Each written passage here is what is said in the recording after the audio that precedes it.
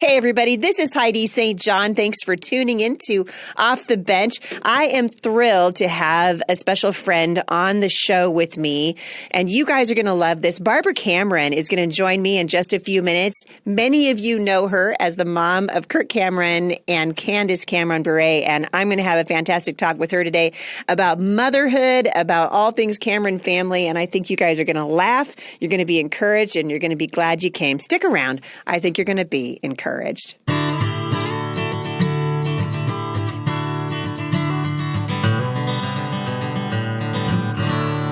All right, you guys, I'm really happy to have Barbara Cameron on the show with me. You guys are going to love hearing from her. Barbara's been married for 53 years. She's got 4 grown kids and 17 grandchildren. As many of you know, 2 of her kids grew up in Hollywood. Her son, Kirk Cameron of Growing Pains, and of course, her daughter, Candace Cameron of Full House and Fuller House. Barbara is a delight. She loves the Lord. She has a heart of encouragement, and she's going to make you laugh. At least that's the effect she has on me. Barbara, welcome to the show. Thanks so much, Heidi. How are you? I'm doing well. Good. I'm doing well for the shape I'm in. You know, I told you I survived the run for Congress, and now I'm getting my groove back. You go, girl.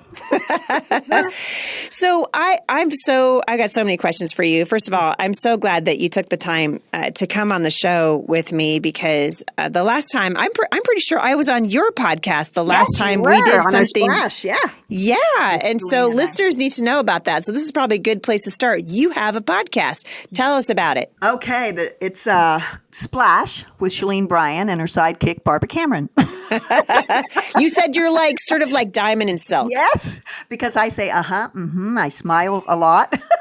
I'm a woman of few words, but I think sometimes when I do say something, it has a little bit of meaning. So, yeah, we just love to splash a little love, encouragement to rehydrate our souls. And there's so many women and men, we're just get dehydrated. And so we have a lot of fun. We have a lot of wonderful guests that come on the podcast. And we have a new thing, Too Good to Be True. And through our experiences and our travels, it's really wonderful. Shalene came up with this idea to, when we're encouraged, to encourage others. And so we'll call people just that have maybe done something really kind, or we're grateful to someone who didn't even expect it, and then bless them with something. You should call Elon Musk and thank him for buying Twitter. I love it. You have to let me know if you get a hold of him. I'd be super curious to. Yeah, I really would. Yeah, tell Shalene. Heidi says we should call Elon Musk and say, hey, exactly. Thanks for spending a couple billion, buying Twitter, because everybody's got that kind of money lying around. So you've been married for a long time. 53 years is a long time. Mm-hmm. Congratulations, by the way, because thank you. Takes work. It does take. I just celebrated my 33rd anniversary. Awesome! And, congrats. Thank you. It really does. I think people have been married more than 5 years are kind of a endangered species about now. Well, especially in Hollywood. Yes. Ooh. Yeah, I mean, okay, you're right. So if you say you've been married for 53 years and you're in the Hollywood, the mashup down there, really that makes you married for like 150 years in normal people years. Exactly. Yeah. Like in homeschool years, I'm 112.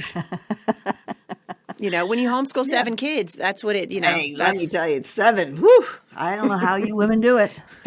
One day at a time. That's right. One day at a time. It's just one day at a time. So I know a lot of people are familiar, obviously, with your son, with Kirk Cameron, who's continued, and so is Candace, really, to stay in the business for a long time, which is saying something, especially given the fact that people know that they are Christians. They've been very outspoken about their faith. And I think, in the notes, we were talking about this a minute ago, I think people think that you guys had a Christian home, that your kids grew up in a Christian home. Was that the case? Absolutely not. No, that is the perception. And especially when people think about Kirk and Candace and their faith and how strong they are and being in Hollywood and everything, people just assume that they were, but they were not. I became a believer when I was a little girl at about 10 years old, going to Sunday school. It was a way of my parents sending us to Sunday school so they could have a little bit peace and quiet. Yeah, get a break. And take a little break. But we didn't pray. We didn't really open up the Bible. Kind of a Christian in name only kind of a thing. Yeah, exactly. So when I was raising my children, although I loved Jesus, of what I knew in the maturity, at just from what I learned as a child, it wasn't very deep.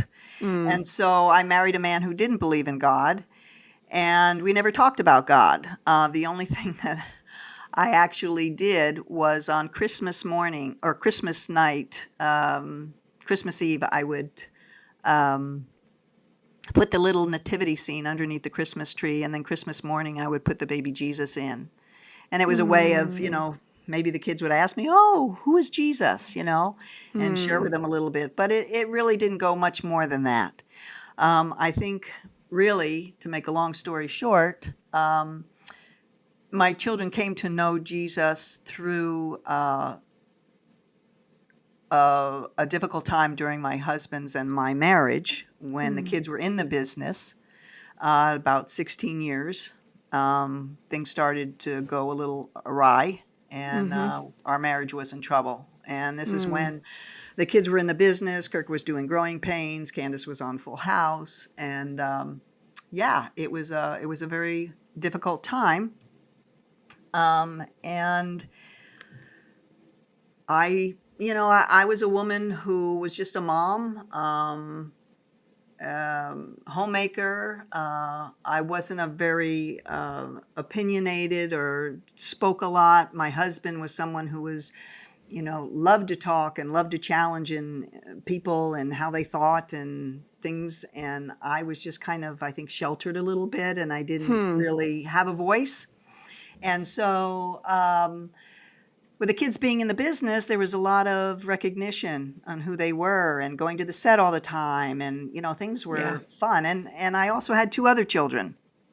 I had Melissa and Bridget.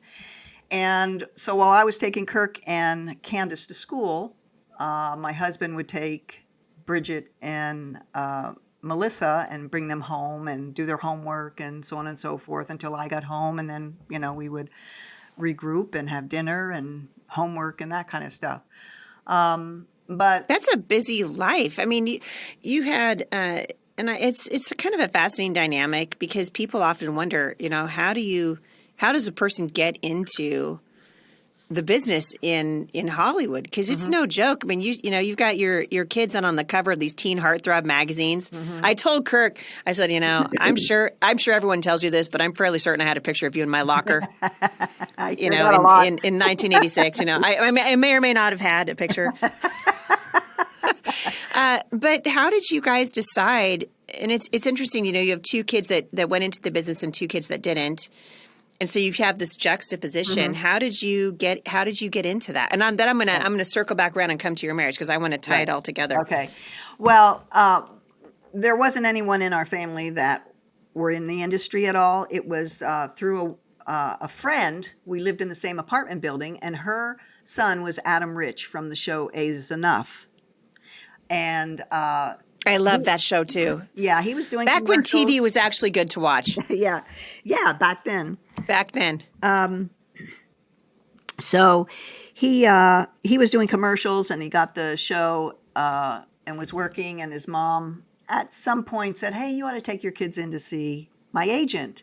And I was like, "Oh no, Fran, no. There's no reason. I don't have any experience. My kids don't have any experience. No, I don't think so." How old were they? At that time, they were probably 4, 5. Kirk was about 4 or 5, and I only had Kirk and Candace at the time. And then our friendship, grew, and then I had a couple of more children, and we would meet each other periodically, and she was, "How are the kids doing?" And I was showing her some pictures of my sister's wedding. I think Kirk was about 9, and Candace was about 4, and she said, "Oh, can I take these pictures in to show my agent?" And I'm like, "What? Still?" Like 5, 6 years later. Are we I'm still like, talking about this? Yeah, so she said, "No, can I do that?" And I'm like, "Yeah, sure." And I just gave her the pictures. Well, a couple days later, the agent calls me. Fran calls me, and she said the agent would like to see them. And I'm like, "Oh, okay." And so I asked the kids, "Hey, do you want to go see Adam's agent? Maybe be on commercials?" Everybody's like, "Yeah, that'd be fun." So we hop in our VW bus and head to the Hollywood Hills and got to her home, which was also her office. And we went in and the kids all sat on this couch. And so here's this agent. She's from New York and she's Jewish. And she talks like this. She talks with a cigarette out of her mouth, and she's talking with this New York accent. And she, okay, kids, line up here, and I'm going to ask you, some questions, and just give me an answer. And so she was very intimidating. I guess. And so the kids, they all sat on the couch, and she said, okay, Kirk, stand up and say, hey, Mom, let's go to McDonald's. And so he would say that. She said, say it with more energy. So he did. Okay, next. And so Bridget stood up and she did hers and went down the line. And so when she was all finished, she said, okay, I'll take Kirk, I'll take Melissa, and bring Candace back in a year. She's too young for me. And that was it. Out the door we went. Now, I took the kids because my daughter Bridget, who was the oldest, she was our little performer. Yeah. We loved to entertain. And so I thought if anybody was going to get it, it would be her. And so as we're walking down the driveway, and everybody was kind of excited, I get this little tug on my blouse. And she goes, Mommy, what about me? Because she had taken everybody else.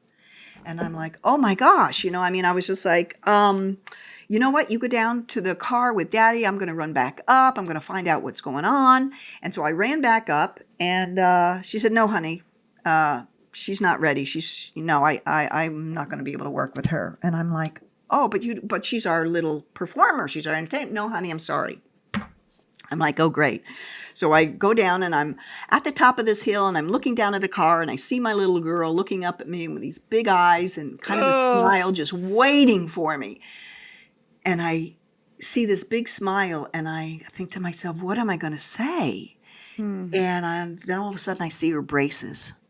And I'm like, okay. I go down there and she goes, Mommy, what'd she say? And I said, she said that you have braces. And when you have sugary cereals and candies, your teeth aren't good. And so if you're wearing braces, they don't work right now. But as soon as your braces come off, Mommy's going to take you back and we're going to get you an agent. And she's like, okay, Mommy.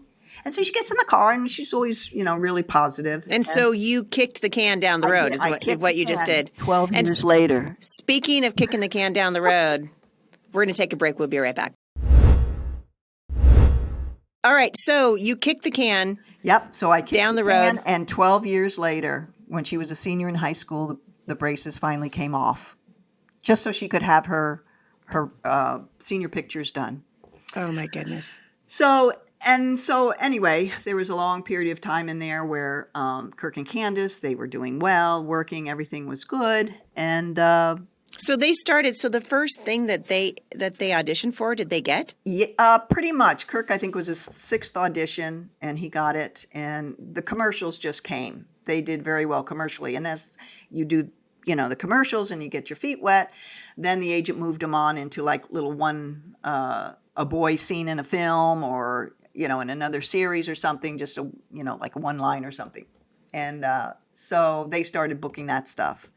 And then the series started coming. So she felt they were seasoned and ready to start auditioning for series. And wow. Kirk was actually doing, he had gone on an audition for a film with River Phoenix and some of the other kids that were, in his age range at that time. And he was up for a film. I can't remember the name of it.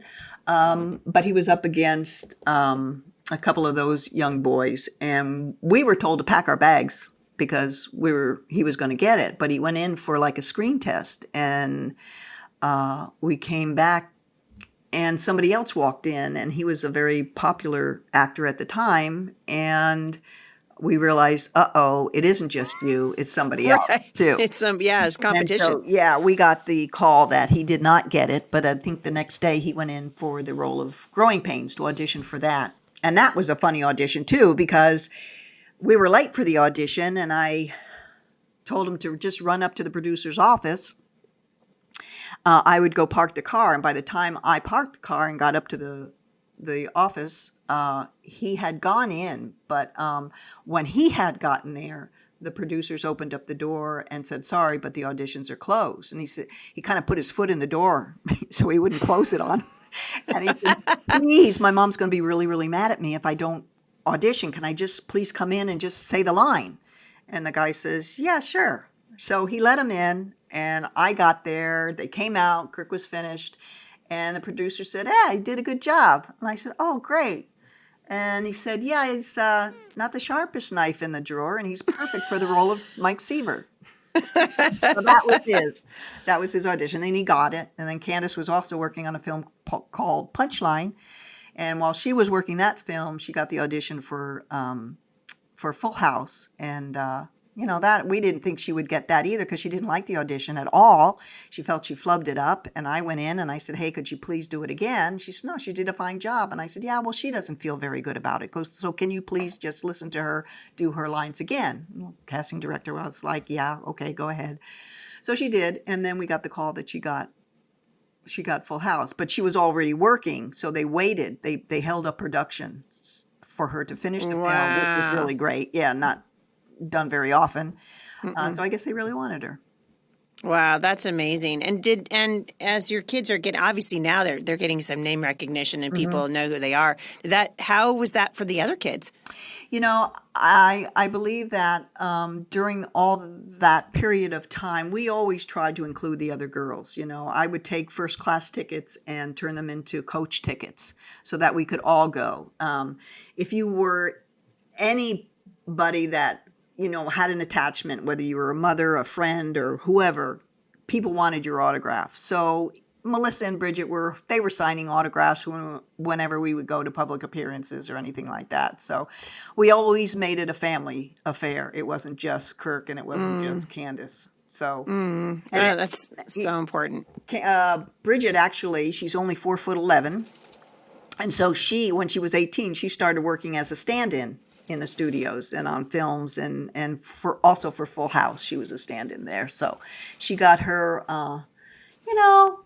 she had her little dream of, working on the set, working in the studio, being on television. She got some little roles here and there, and I think it kind of satisfied at that time just maybe an emptiness or a desire that she would have loved to have been or had the opportunity that Kirk and Candace had.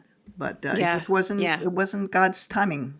Yeah. And I think that's an important thing for every parent listening to this, because sometimes our dreams for our kids are different from God's dreams for them. Yep. And we want to train them up in the way that God wants them to go. That's right. Yeah.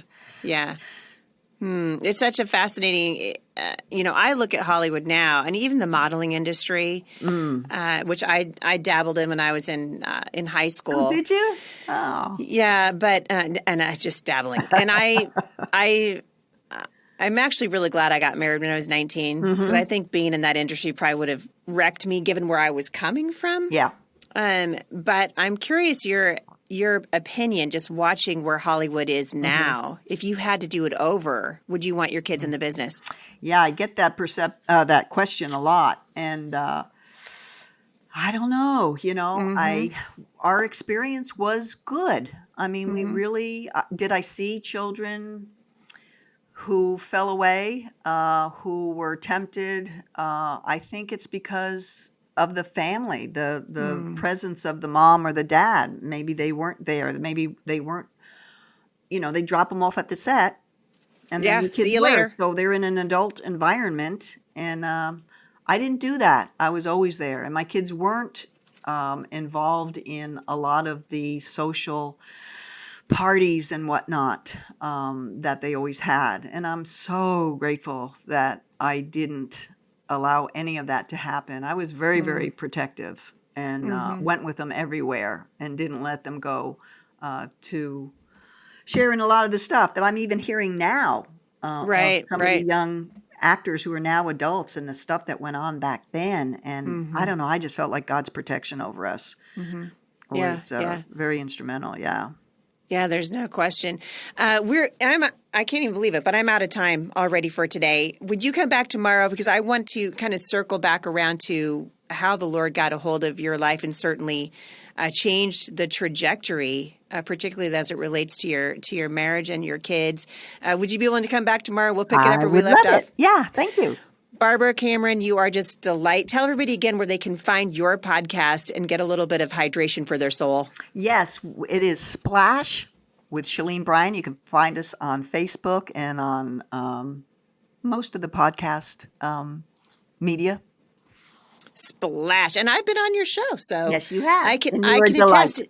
I can attest. It's a hoot and holler and good time. So I hope that all the podcast fanatics will check it out and listen to you. And in the meantime, I will see you back here tomorrow. For more information on the Heidi St. John podcast and on my guest, you can go to HeidiSt.John.com/podcast. Scroll down to the show notes. Barbara's also written a book, which I will link back to in the show notes today. Thanks for listening to everybody, and I'll see you back here again tomorrow at the intersection of faith and culture.